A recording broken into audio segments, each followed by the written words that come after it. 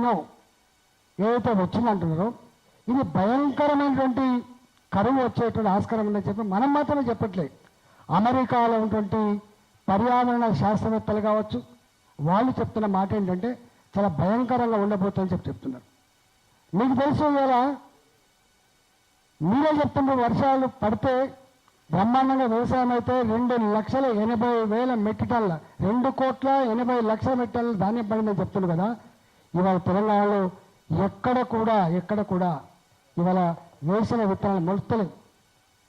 ఒకసారి పత్తి విత్తనాలు వేసిండ్రు, పొట్టిపోయినాయి, ఎండిపోయినాయి. రెండోసారి పత్తి విత్తనాలు వేసిండ్రు, దాన్ని మొలవాలని చెప్పి కుండలతో బిందెలతో నీళ్లు పోస్తున్నారు. నేను కరుణారు పోతే నా మీద పడి మనసు చచ్చిపోతే ఎట్లా ఎడుతున్నట్టు ఏడుతున్నాడు. బిడ్డ నువ్వు మాట్లాడతలేవు, నువ్వు చెప్తలేవు, నువ్వు వస్తలేవు అని చెప్పి మాట్లాడుతున్నావు.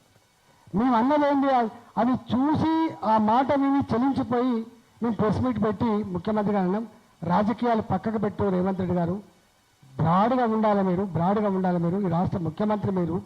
రేపు మంచైనా చెడైనా మీ మీదకే వచ్చే ఆస్కారం ఉంటుంది కాబట్టి వాళ్ళ మీద వీళ్ళ మీద నెపన్నెట్టి తప్పించుకునే ప్రయత్నం చేయకు. మీరు బోన్ను నిలబెడతా అనుకున్నదేమో కొద్దిమందిని, కానీ నువ్వు బోన్ను నిలబెడుతున్నది మాత్రం తెలంగాణ రైతాంగం నిలబెడతా ఉన్నావు, రేపు హైదరాబాద్ ప్రధానికంగా నిలబెడుతున్నావు అని చెప్పి నేను మాట్లాడినా. ఇవాళ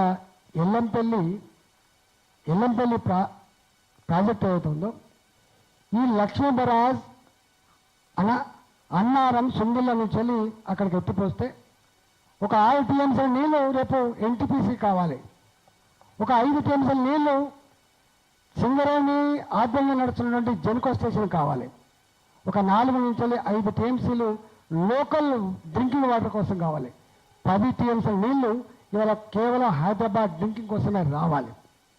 మీరు ఎక్కడైతే ఎంపీగా పనిచేసిందో మల్కాయిలో, నేను ఇక్కడ ఎంపీగా ఉన్నా, రోజుకు 3 రోజులకోసారి నీళ్ళు వస్తలేవు, 4 రోజులకోసారి నీళ్ళు వస్తలేవు, 5 రోజులకోసారి నీళ్ళు వస్తలేవు అని చెప్పి బోర్లు అని చెప్పి డిమాండ్ వస్తున్న విషయాన్ని ఇక్కడ ప్రత్యేక చూస్తున్నా. కాబట్టి నేను సూచన ఏం చేసిన అంటే ఈ లక్ష్మీ బరాజ్ ఇప్పుడు మరమ్మతులు అయితే లేదా పక్కకు పెట్టు, కానీ కన్నపల్లి పంప్ హౌస్ దగ్గర అది లో లెవెల్లో ఉంటుంది కాబట్టి వాటర్ పోతున్నట్టుగా మనకు రికార్డులు వార్తలు వస్తూ ఉన్నాయి. కాబట్టి ఒక నిజంగానే 1,00,000 కుసకుల నీళ్ళు కనుక పోతే 98-99 మీటర్ల ఎత్తుందని చెప్పి అంటున్నారు. కాబట్టి రిటైర్డ్ ఇంజనీర్లు వాళ్ళకు ఉత్తరం కూడా రాశారు. కాబట్టి మీరు దయచేసి ఎత్తిపోయండి అని చెప్పినాం.